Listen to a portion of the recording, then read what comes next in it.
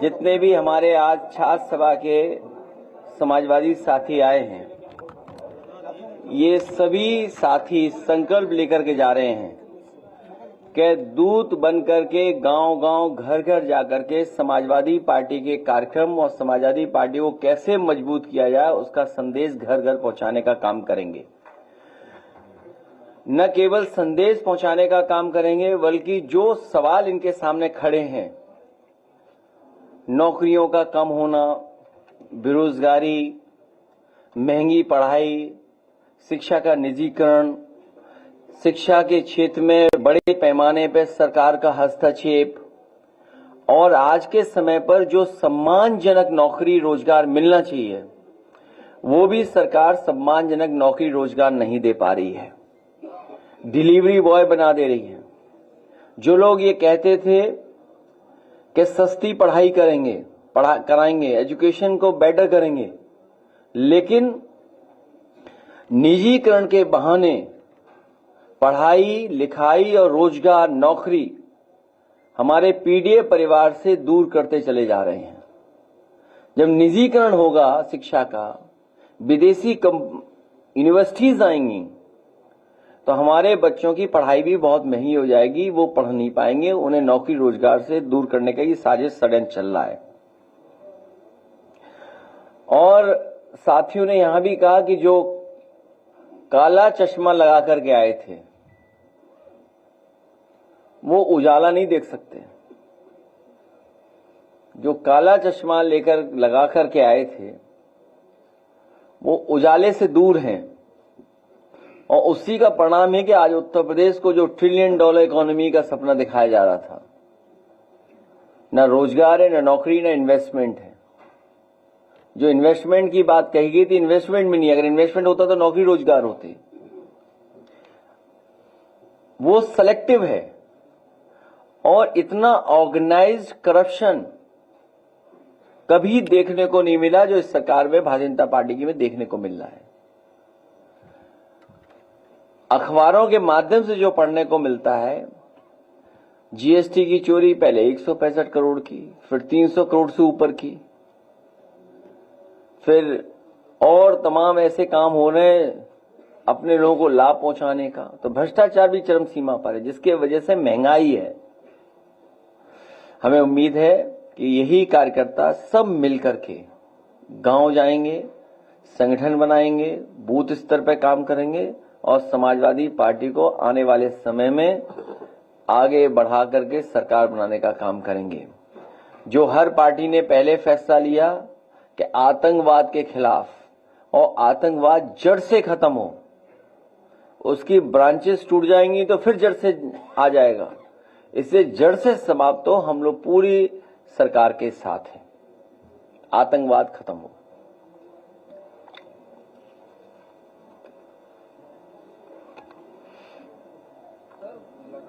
Police की cyber fraud का शिकार हो रही है और फर्जीवाड़े जारी करके लोगों को गिरफ्तार करवाया जा रहा है, इस पर क्या कहते हैं? ये अनुपयोगी सरकार बनकर के आई है, अनुपयोगी। और अयोग्य सरकार है। जब डिजिटल की बात हुई तो साइबर क्राइम इतना क्यों बढ़ गया, या साइबर फ्रॉड क्यों बढ़ गया, या म्यूल अकाउंट्स क्यों इतने हो गए? आपको याद होगा देश की सबसे बड़ी बैंक ने एक अखबार में ऐड दिया था जिसमें एक गधा जेल के अंदर है, और जब आपत्ति हुई उस ऐड पर, उसके बाद से वो ऐड अभी तक नहीं आया। साइबर फ्रॉड में या जो इस तरह का क्राइम हो रहा है, यूपी नंबर 1 है। सबसे ज्यादा इस तरह का फ्रॉड यूपी में हो रहा है और सरकार हाथ पे हाथ रख करके बैठी हुई है। आए दिन लोगों से पैसा लूटा जा रहा है, कभी डॉक्टरों से, कभी आईएएस ऑफिसर से, कभी और पुलिस ऑफिसर से। कोई भी नहीं बचा पा रहा है। जो कम जानकार हैं उन पे भी हो रहा है, और जो जानकार हैं, पढ़े लिखे हैं, उनके साथ भी हो रहा है फ्रॉड। और सरकार कुछ नहीं कर पा रही, इसीलिए यूपी नंबर 1 है साइबर क्राइम में और साइबर फ्रॉड में। सर, जहाँ तक की शिक्षा की बात है तो जो सरकारी स्कूल है 1 से 5 तक की, उसमें जो बच्चे हैं लगातार जो एडमिशन हो रहे हैं प्राइवेट में हो रहे हैं, लेकिन सरकार ये नहीं सुनिश्चित कर पा रही है कि जो बच्चे सरकारी में नहीं एडमिशन हो पा रहे, क्योंकि ऐसे स्कूल है जिसमें 20 से 25 बच्चे हैं। इस बार चुनाव जो होगा वो होगा चुनाव योगी बनाम प्रतियोगी। जो पढ़े लिखे लोग हैं, जो रोजगार चाहते हैं, जो शिक्षा के क्षेत्र में बदलाव चाहते हैं, गुणवत्ता के साथ शिक्षा चाहते हैं, वो सभी इस सरकार को हटाने में लगेंगे।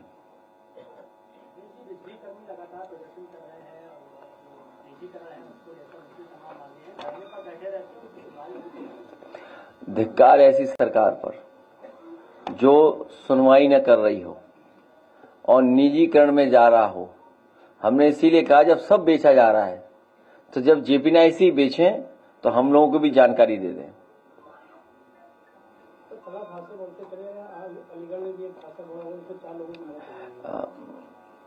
प्रतिदिन बड़ी संख्या में लोगों की जान जाती है, प्रतिदिन। यूपी नंबर 1 है रोड एक्सीडेंट्स में। साउथ इंडियन जो स्टेट्स हैं उनमें से कुछ है, डेटा आता है जो डेटा कह रहा है। जो सुरक्षा को लेकर के और जो इंतजाम सरकार को करना चाहिए वो नहीं कर रही, जिसकी वजह से ये घटनाएं हो रही हैं।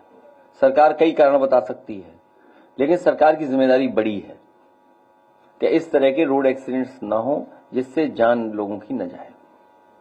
अखिलेश जी, पूर्वांचल की सबसे बड़ी और सस्ती मार्केट है वाराणसी की दाल मंडी।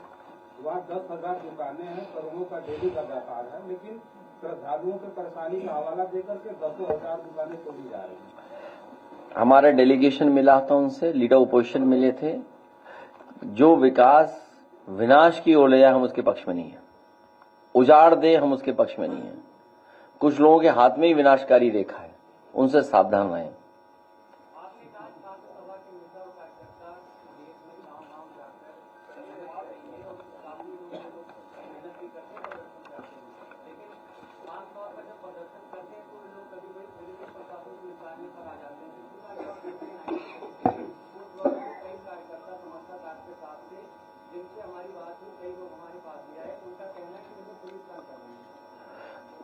पुलिस उन्हें पक्का कार्यकर्ता बना रही है।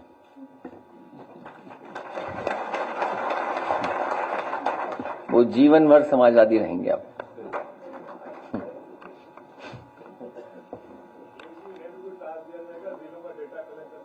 किसके लिए? वो हम लोग बैठ के तय कर लेंगे।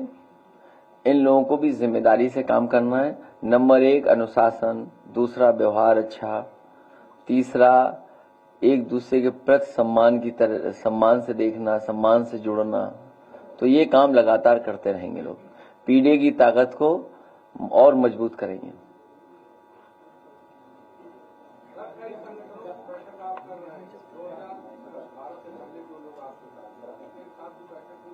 किसके साथ?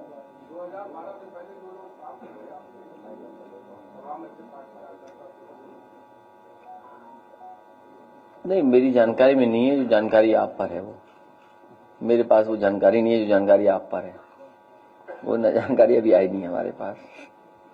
लेकिन सुनने में आ रहा है कि कुछ मंत्री लोग सरकार के खिलाफ बहुत बुरा भला कहेंगे चुनाव आने के पास। उसी को मैनेज करने में लगी हुई बीजेपी। पाकिस्तान और हिंदुस्तान के बीच जो बात चल रहा है, जैसे जो हमले किए गए हैं, उसमें बीजेपी ने एक पोस्टर लगाया है, पुराना एक तस्वीर है, उसमें ये कहा गया था कि मोदी को बता देना। दूसरी तरफ एक महिला को खड़ा किया गया था, एक बोल रहा है वो तस्वीर को लेकर मैंने मोदी को बता दिया। तो क्या कहेंगे आप? लगता है कि पोस्टर लगाया जाना चाहिए? बीजेपी ने पोस्ट किया है। नहीं, मेरी जानकारी में नहीं आया है। लेकिन इंडियन डेमोक्रेसी में और डेमोक्रेसी में जब ऑल पार्टी मीटिंग हो उसमें ये बातें हम लोग सुझाव के तौर पर रख देंगे कि इतनी बड़ी जो महत्वपूर्ण योजना बना रही है भारत सरकार, कोई भी पॉलिटिकल लाभ किसी दल को नहीं लेना चाहिए और किसी इवेंट को पॉलिटिकल इवेंट नहीं बनने देना चाहिए। क्योंकि आतंकवाद खत्म हो हमारी सीमाएं सुरक्षित हों और हमारी फौज का मनोबल बढ़े। सबसे बहादुर फौज है हमारी, और दुनिया में इतनी कठिन परिस्थितियों में बहुत कम देश की फौजें होंगी जो काम करती होंगी। कहाँ सियाचिन जहां -डिग्री का टेम्परेचर और कहाँ -50 में काम करते हैं जो लोग। तो इन कठिन परिस्थितियों में फौज जो काम कर रही हो, और इस समय जिस तरह की चीजें हो रही हैं, उस समय हम सब लोगों को फौज का साथ और जो सरकार फैसला ले रही है उसके साथ।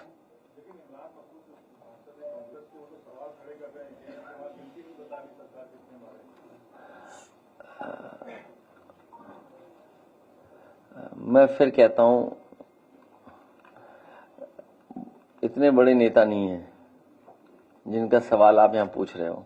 अगर फोन करके आपको कहोगे हमारा पूछ लें तो बात अलग है कि नाम हमारा आ जाए यहां। हमें लगा कुछ और पूछोगे, नाम जब आया तो टिकट बांट रहे हैं वो लोग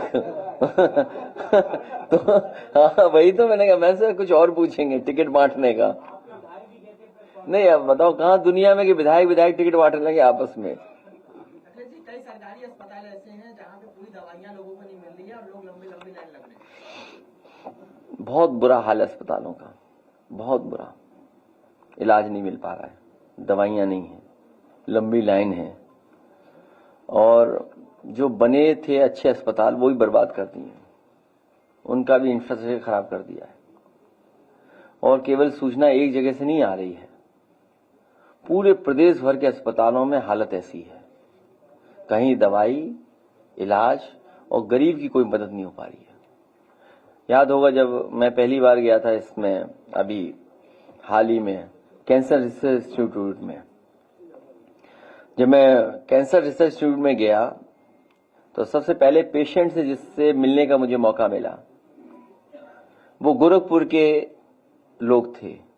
उस परिवार से जब बात हुई तो वो अपनी बेटी को लेकर के आए थे और इलाज के लिए वो यहाँ आए थे लखनऊ में कैंसर रिसर्च इंस्टीट्यूट में। जो इलाज उनका है वो यहां पर हो रहा था। अब आप इसी से कल्पना कर सकते हैं कि मुख्यमंत्री जी के क्षेत्र से लोगों को इलाज के लिए लखनऊ आना पड़ रहा है, और जब हर दिन वहां जनता दरबार लगता है, बहुत कम मुख्यमंत्री होंगे जिन्होंने अपने गृह जनपद पे दरबार लगवाए हों, और जिसमें सबसे ज्यादा दरबार लगाए हों वो सबसे बड़ा वीआईपी जिला होगा। अगर वीआईपी के मानक हो तो हम तो यही मानक मानेंगे कि जिस जिले में सबसे ज्यादा किसी मुख्यमंत्री ने जनता दरबार लगवाया हो वो सबसे वीआईपी जिला है।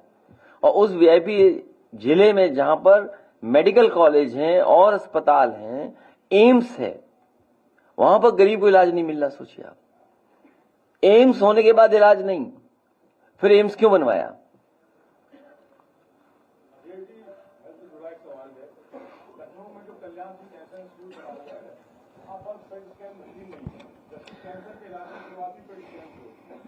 वो समाजवादियों का बनाया हुआ कैंसर इंस्टीट्यूट है, भारतीय जनता पार्टी ने केवल नाम बदल दिया है। और जितना उसको बन जाना चाहिए था वो नहीं बनने दिया। और उसके पीछे अगर आप जाएंगे तो सुनने में आया है कि जो मेडिकल यूनिवर्सिटी बनी है वो एडमिनिस्ट्रेटिव यूनिवर्सिटी है, मेडिकल कॉलेज नहीं है वो, जिसका शिलान्यास प्रधानमंत्री जी ने लोक भवन के सामने किया था। हालांकि वो बटेश्वर में बनना चाहिए था, बटेश्वर में नहीं बना, वो बना समाजवादी लोगों के जो इंफ्रास्ट्रक्चर का प्रोजेक्ट बन रहा था उसकी बची हुई जमीन को बदल करके नक्शे पर उन्होंने वो मेडिकल यूनिवर्सिटी बनाई, अटल बिहारी वाजपेयी मेडिकल यूनिवर्सिटी। वो एडमिनिस्ट्रेटिव यूनिवर्सिटी है, वहां मेडिकल कॉलेज नहीं है। मेडिकल यूनिवर्सिटी तो बस इलाज नहीं हो रहा वहां। तो आप इसी से कल्पना कर सकते हो स्वास्थ्य का क्या हाल है। आप लोग उस मशीन को धंधे के तौर पर दे सकते हो? सबसे पहले तुम दो 1 लाख रुपए, बातें कर रहे बेमतलब की जेब में नहीं पैसा, 2 रुपए बोले चंदा दे दो सब लोग, ये क्या बात हुई? चलो 1 लाख दो तुम, हम देंगे 2 लाख सब लोग मिल करके। अरे भाई हम कह रहे सरकार बदलो, ए मेडिकल वाला लगाइए, वो एड लगाइए, दिखाओ इनको, दिखाइए मेडिकल वाला एड। अरे चाय जितने किया है तो हमारी जिम्मेदारी थोड़ी है, वो तो सरकार की जिम्मेदारी है। अच्छा बताओ, सरकार गमले लगा रही करोड़ों रुपए के, हाँ बहुत से ऐसे खर्चे सरकार कर रही है। होर्डिंग लगा रही है, होर्डिंग का तो फिर करप्शन है, वो तो जानते हो आप भी। वो तो लगती 10 है, बिल होते हैं 100 का है। नहीं नहीं, देखिए बिल 100 का, लगती 1। अब आप हिसाब लगा लो उसी से। एड आया, लाइट बंद करो, एड दिखाइए। खुद ही बीमार लग रहा है, न डॉक्टर है, न दवाई, न सुई, न जांच है। सुबह से दोपहर भैया डॉक्टर कब आएगा? लगता है अब सरकार बदलेगी तभी डॉक्टर आएगा। इस बार भी गरीबों की मदद करने वाली सरकार वापस आएगी और सबको सेहत बनाएगी। जिनका काम आज भी है, 27 में बनाएंगे उनकी सरकार। अपना भविष्य खुद बनाएंगे, किसी के बहकावे में नहीं आएंगे, सबको समझाएंगे। एकजुट होकर 27 में अपनी सरकार बनाएंगे, मतलब पीडीए सरकार लाएंगे। अपनी सरकार बनाएंगे, अपनी सरकार बनाएंगे। ये पत्रकार समझ नहीं पाए, दोबारा दिखाओ इन्हें, दोबारा नहीं समझ पाए, एड कहां समझ पाए। ये अस्पताल तो हमें खुद ही बीमार लग रहा है, न डॉक्टर है, न दवाई, न सुई, न जांच है। सुबह से दोपहर भैया डॉक्टर कब आएगा? लगता है अब सरकार बदलेगी तभी डॉक्टर आएगा। सरकार का इलाज नहीं करना ही होगा। इस बार भी गरीबों की मदद करने वाली सरकार वापस आएगी और सबको सेहत बनाएगी। जिनका काम आज भी है, 27 में बनाएंगे उनकी सरकार। अपना भविष्य खुद बनाएंगे, किसी के बहकावे में नहीं आएंगे, सबको समझाएंगे। एकजुट होकर 27 में अपनी सरकार बनाएंगे, मतलब पीडीए सरकार लाएंगे। अपनी सरकार बनाएंगे, अपनी सरकार बनाएंगे।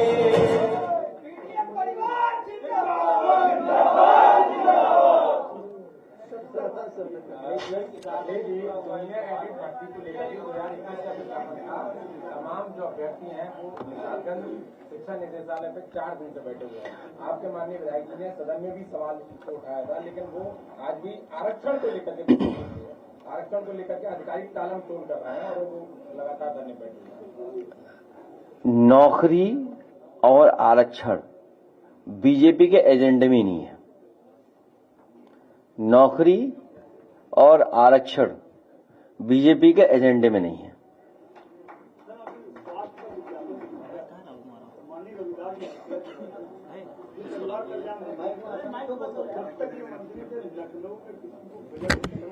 जनता से दान करा के हॉस्पिटलों को दिया करते थे। सामने मुझे कहना चाहिए संविधान व्यवस्था की जब से मंत्री नहीं है, बहुत मांगा, इन्होंने जनता से दान कराया। आपकी बात मैंने मान ली, रविदास जी आने वाले समय मंत्री बनेंगे। भाई बात मान ली आपकी, अभी तो बना ही नहीं सकते, अभी तो हटाना है हमें। रविदास जी ठीक है, कहाँ हो, सुन लिया, ठीक है। हाँ हाँ, उन्हें क्या परेशानी है, उन्हें क्यों गर्मी लग रही है? भाई इंडोर बैठक क्यों नहीं करें हम? उनकी कहाँ हो रही है बैठक, धूप में? उनकी बैठकें कहाँ हो रही हैं? ऐसा है, आपको पता होगा, एक यहां से भगाए गए थे उनके प्रभारी, वो डर के दोबारा उन्हें बुला लिया गया है। वो भी इंडोर कर रहे हैं मीटिंग, नहीं कर रहे इंडोर। अरे लो, तुम्हें नहीं पता, इतना अनुभव है तुम्हें, चेहरे से दिख रहा बहुत अनुभव है। अब आप सोचो, पता करना, इंडोर मीटिंग हो रही हैं, 1 नेशन 1 इलेक्शन है। वो क्या दोपहर में कर रहे हैं, धूप में कर रहे हैं, या कपड़े उतारे कर रहे हैं बाहर गर्मी में? ये कोई बात हुई? मतलब कोई इश्यू है ये? कोई क्या हम इंडोर मीटिंग कर रहे हैं? अरे भाई इंडोर मीटिंग है तो इंडोर, हमारे पास ऑडिटोरियम, हम इंडोर कर रहे हैं, ये क्या बात हुई? अच्छा तुम क्या धूप में बैठ लोगे? चलो अगली बार चौधरी साहब, अगली प्रेस दोपहर में बाहर होगी। बिल्कुल, हम लोग सोना बात लेंगे उसके साथ। सोना बात के साथ नहीं, सबकी सजा नहीं है ना, हम सब लोग बैठेंगे ना सोना बात में। नहीं, कौन कह रहा है कि हमारी इंडोर बैठक हो रही? कौन नेता कह रहा है उनका? कौन है नेता उनका कह रहा है? नाम नहीं पता मुझे। नहीं, नाम बता दो ना, तो हम और कुछ भी कह देंगे। नहीं कुछ नहीं, इंडोर तो इसलिए कि हमारे पास इंफ्रास्ट्रक्चर है, और अच्छा बनाएंगे इंफ्रास्ट्रक्चर। यही तो हम चाहते हैं कि इंफ्रास्ट्रक्चर अच्छा हो प्रदेश का। देखिए, अगर जेपीएनआईसी का ऑडिटोरियम चल गया होता, जो ऑडिटोरियम हम लोगों ने बनाया, देश का one of the best auditorium था वो, आपको विज्ञान भवन से भी अच्छा मिल गया था। भारतीय जनता पार्टी के लोग जलस लोग हैं, किसी भी अच्छे काम को पसंद नहीं कर सकते। रिवर फ्रंट देश का एग्जेम्पलरी काम है ये गोमती रिवर फ्रंट, और आपका बंद कर दिया, नहीं बनने दे रहे हैं। मैं उस दिन अखबार में पढ़ रहा था साबरमती का कि 50 किलोमीटर का और वहां कर रहे हैं, अपना बना रहे 50 किलोमीटर और हमारे अनुपयोगी मुख्यमंत्री इसको बंद कर दे रहे हैं।